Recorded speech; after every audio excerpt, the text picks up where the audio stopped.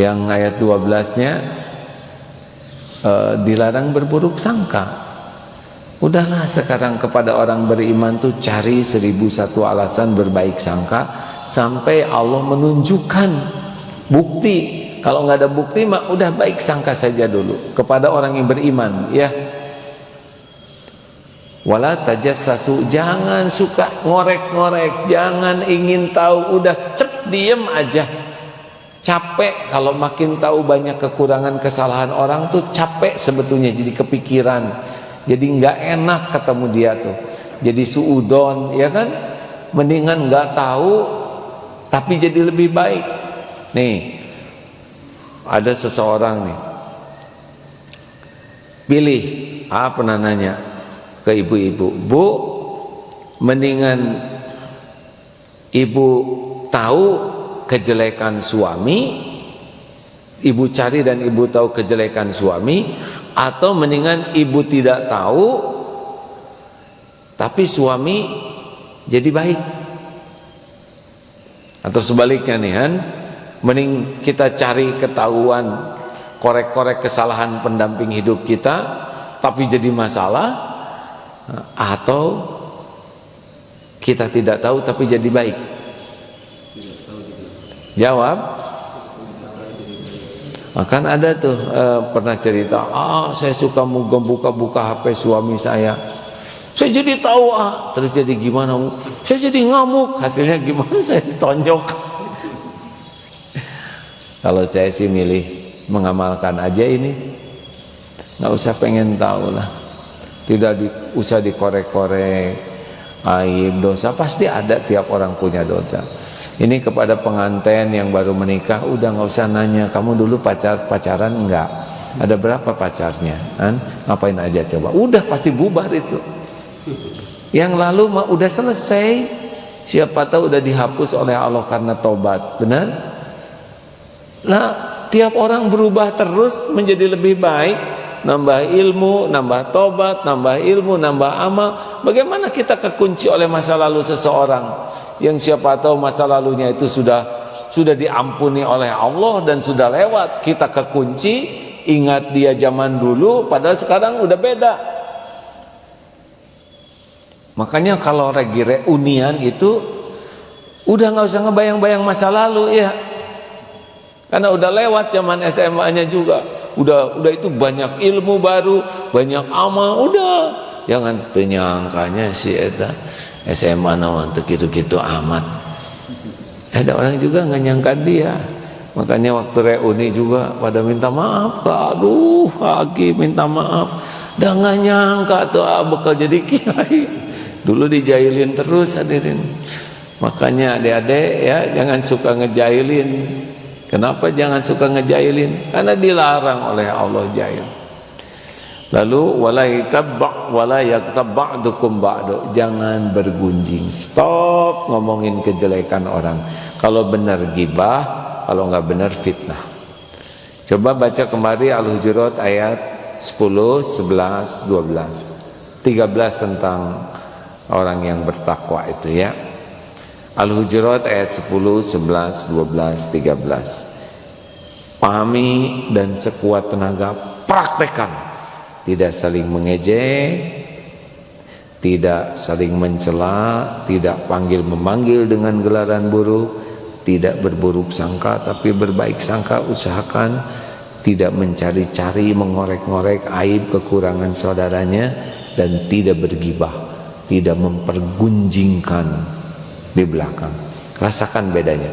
Kalau kita menjalankannya dengan benar, yakin hati kita jadi lebih tenang, lebih mulia akhlaknya dan nyaman. Tapi coba evaluasi yang suka mempraktekannya, hati tidak tenang, wajah juga jadi sering tidak bagus, karena omong jelek itu tidak bisa disertai dengan wajah yang bagus, ya. Setiap ngomong jelek itu wajah juga ikut menyesuaikan. Nauzubillah min dzalik. Terima kasih. Bagaimana Pak Faruk? Ada pertanyaan kah? Dibatasi 3 aja ya. Ya, rekan-rekan lewat YouTube, Facebook, Instagram boleh bertanya nanti dijawab semampunya ya.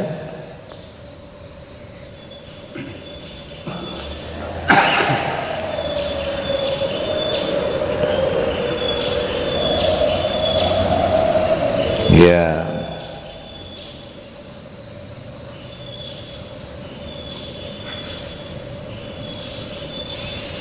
Rekan-rekan sekalian, ini ada yang menyebarkan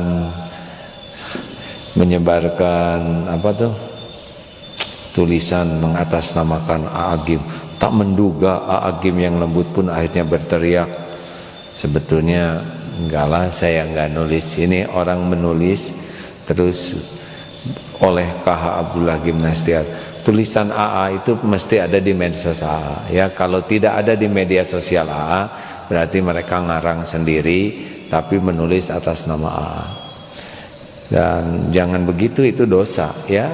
Walaupun sepertinya menggunakan kebenaran, tapi bisa yang melakukan seperti ini itu tujuannya adalah bukan menyebarkan kebenaran, tetapi memang untuk memfitnah ke sana, memfitnah ke situ, mengadu domba. Kalau orangnya benar, pasti dia tidak melakukan hal seperti ini, tidak ngebohong ya. Jadi kalau saudara mendapatkan tulisan ini pasti bukan AA ya. Perjuangan kita nahan diri di rumah pun dikhianati oleh rezim. Itu bukan bahasa AA ya. Oleh KH Abdullah Gimnastiar. Ini dusta, ini tidak benar, dan ini adalah dosa, bohong. Ada? Silakan. Kepada para pelatih santri siap guna yang sedang di Eko Pesantren 2, wah selamat ya berlatih di sana untuk bertukar pikiran dengan protokol kesehatan yang sangat dijaga. Tidak boleh dekat, lebih dekat dari 2 meter. Ingat baik-baik, selalu berada di tempat terbuka, pakai masker yang aman, jangan sampai pakai masker yang tembus penciuman ya. Itu kalau kecium berarti dia maskernya kurang standar, kalau nggak kecium berarti COVID katanya. Ya lanjut. Ya ini di YouTube Pak. Dari YouTube. Ya. Saya sudah ada target, fokus dan disiplin, tapi ini kedengar dari sana suaranya nggak? Ada. Ya silahkan. Tapi kerjaan saya berurusan dengan mikir terus gitu Pak. Nah sekarang sudah deadline, karena merasa mentok gak bisa mikir lagi. Apa yang salah dengan ikhtiar ini Pak? Kalau lagi banyak persoalan yang harus dihadapi dan kadang nggak terjangkau oleh pikiran ini, apa yang dilakukan? Aduh ini persoalan belum terpecahkan ini. Apa yang dilakukan? Istighfar. Banyak istighfar, ampun. Kenapa? Karena mudah bagi Allah membuka segalanya. Allah kan maha tahu segala-galanya. Kita agak ketutup nih dalam memecahkan masalah, boleh jadi terhalang oleh dosa-dosa kita. Jadi istighfar.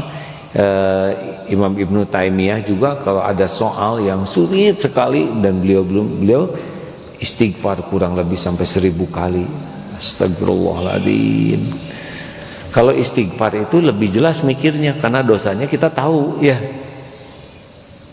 Jadi kita bisa fokus karena saya tahu saya melakukan dosa ini, dosa itu, maksiat mata seperti apa, dan itu akan ada isinya. Lanjut Pak Faruk. Gini di tempat kerja gitu, bagaimana menghadapi teman yang tempat kerja cari muka? Bagaimana di tempat kerja ada teman cari muka? Ke atasan. Cari muka atasan. Gimana maksudnya? Dia mencari-cari muka atasan. Mungkin cari perhatian gitu. Cari muka atau cari perhatian? Carmuk lah ya. Ada teman kerja misalkan dia jaim, kalau ada atasan waduh rajin, kalau nggak ada ini pokoknya kalau kerjaan orang dia aku tenang we. Itu orang yang berakhlak seperti itu adalah informasi dari Allah agar kita tidak melakukan yang sama. Jadi kalau ada orang yang carmuk gitu ya, cari pujian, overacting. Kalau ada atasan tuh gimana gitu ya, seakan paling rajin, paling banyak berbuat, paling berprestasi. Tidak jarang juga karya orang lain dia yang ngaku-ngaku. Das, biarin deh, lempeng saja kita ya. Jangan tiru. Kita bersyukur, kita bukan jadi dia. Kita bertekad tidak melakukan hal yang sama. Tenang, rezeki untuk kita tidak akan pindah ke dia, karena Allah yang membagikan rezeki ya. Pahala nggak akan pindah ke dia. Wah, kalau kita begini dia yang cari muka, nanti dia yang dipuji. Ya nggak apa-apa dipuji oleh orang, yang penting kita dipuji oleh Allah. Betul? Nanti karirnya dia dong yang bagus. Gak lah. Tapi beneran loh, dia sekarang yang naik pangkat. Pangkat itu juga belum tentu baik buat kita. Siapa tahu kita dikasih jabatan itu malah terjerumus dalam keburukan, ya kan? Tenang, tenang. Berbuat baik saja terus, ya. Lurus, lurus. Oh, nanti gimana? Tenanglah. Allah tidak akan menyia-nyiakan orang yang serius. Belajar istiqomah berbuat baik. Ayo Pak Faruk.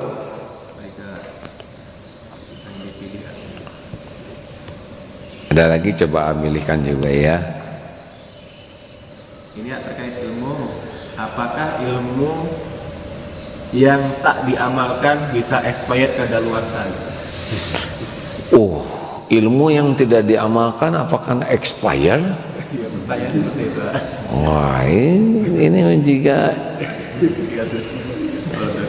seperti roti ini expire. Jadi gini ya rekan-rekan, Allah tuh maha tahu segala yang tersembunyi. Allah tahu niat kita mencari ilmu apa gitu. Jadi apa sih yang suka salah niat nyari ilmu? Ya ingin kelihatan pintar. Jadi kita belajar ingin kelihatan pintar, ingin diakui orang sebagai orang berilmu. Kadang kita ngapalin supaya pas ceramah di dalam kitab ini, wah itu puas hatinya tuh ketika dia menunjukkan kitab ini ditulis oleh ini di halaman berapa. Ada yang mengatakan seperti itu karena ingin orang itu supaya bisa punya data otentik. Tapi ada juga yang mengatakan itu untuk memamerkan, nih daya ingat saya kuat, ini saya tahu ini, tahu itu. Allah tahu nih. Nah efeknya beda. Kalau orang yang memang mengatakan ini dan itu ikhlas, nanti dengan izin Allah orang yang mendengarnya juga digerakkan sehingga nambah ilmu. Tapi kalau kita hanya memamerkan ilmu, memamerkan wawasan, memamerkan pengalaman, memamerkan saya sudah ketemu ulama ini, ketemu ulama itu, saya sudah belajar dari ulama ini, ulama itu, dan dia sebutkan itu hanya untuk mengangkat dirinya. Ini nggak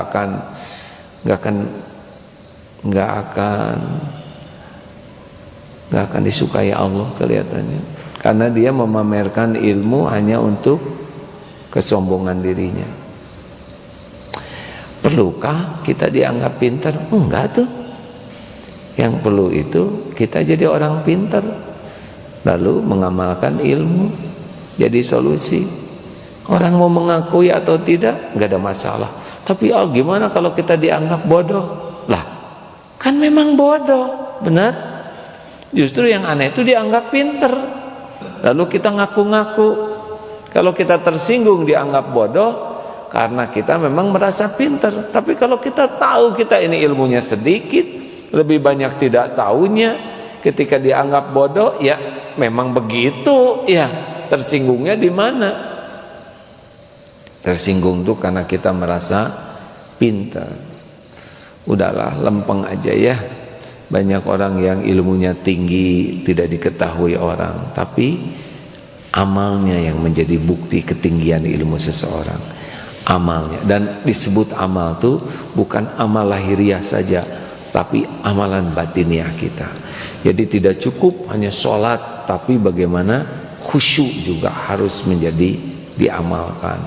Tidak cukup hanya sedekah, tapi ikhlasnya juga. Tidak cukup kita mengetahui, tapi tawadunya juga harus kita amalkan. Jadi jangan sampai hanya amalan lahiriah, lupa kepada amalan batin kita. Dah, terakhir Pak Faruk.